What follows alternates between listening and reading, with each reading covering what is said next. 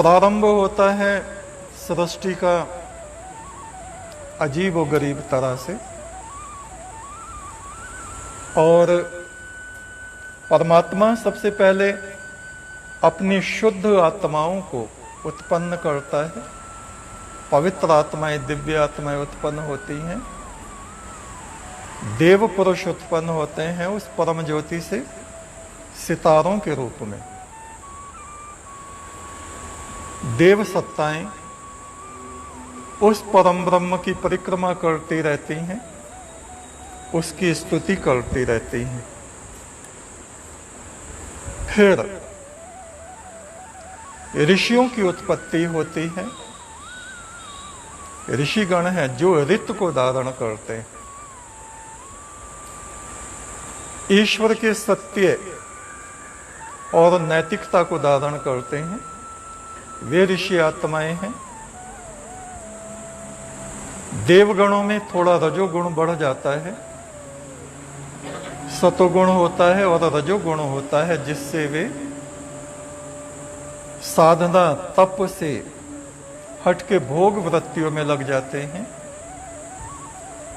तो ये जो आपने कहा, ये कषाय काम क्रोध लोभ मोह अभिमान, ये जीवात्मा के साथ ही उत्पन्न होते हैं।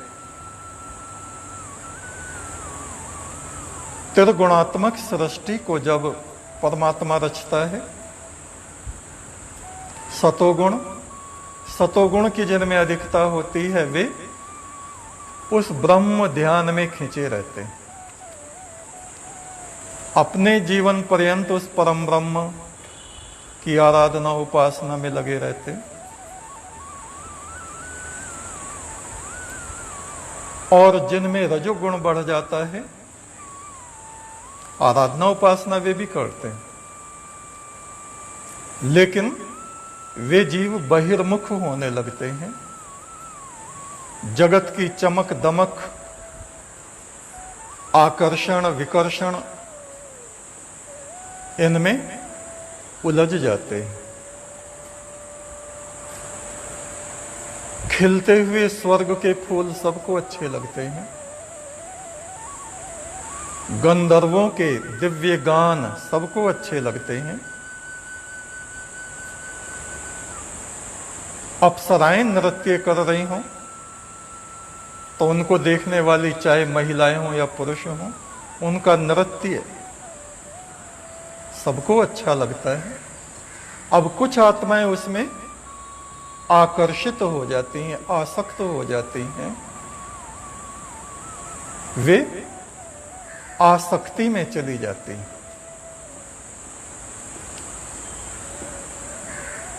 जैसे शुक्राचार्य थे, वे एक अप्सरा के पीछे चलते चलते स्वर्ग में पहुंच गए और वहां विचरण करने लगे। कल्प वृक्षों के तले रमण करने लगे। और जब भोग वृत्तियां आती हैं तो उनमें हमारा आत्म तत्व, ब्रह्म तत्व, ईश्वर तत्व, अमृत का जो तत्व है वो घट जाता है। और उसके घटने से फिर मन के भाव प्रबल होते हैं। मन हमारी आत्मा को ढक लेता है और ये आत्मा मन के पीछे, मन में अभी ये आया इधर को चलो तो उधर को चला जाता है। मन में अभी आया चलो ये खाओ, ये अच्छा लग रहा है, ये खराब लग रहा है। आकर्षण और विकर्षण में ये जीवात्मा फंस जाता है।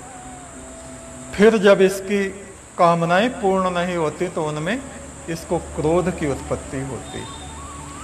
क्रोध उत्पन्न होने से मति भ्रम होता है, बुद्धि चलायमान होती है, अशुद्ध हो जाती है। बुद्धि के अशुद्ध होने से तमोगुण व्याप जाता है और इसमें पशु भाव की उत्पत्ति होने लगती है। पशु तत्व, तमस प्रबल होने लगता है और फिर विकृतियां जीवन में पैदा होने लगती हैं।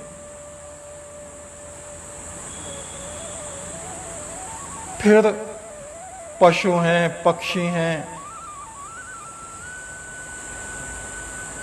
ऐसे जीव जंतु हैं जो चलते फिरते हैं, और कुछ ऐसे हैं जो स्थिर भाव को धारण कर लेते हैं, जैसे वृक्ष, पत्थर,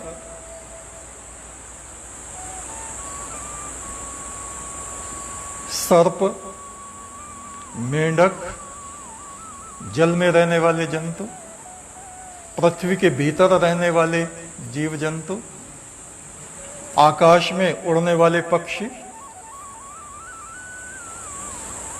बहुत तरह की सृष्टि होती रहती है, और ये जीवात्मा उन सब में विचरण करता रहता है।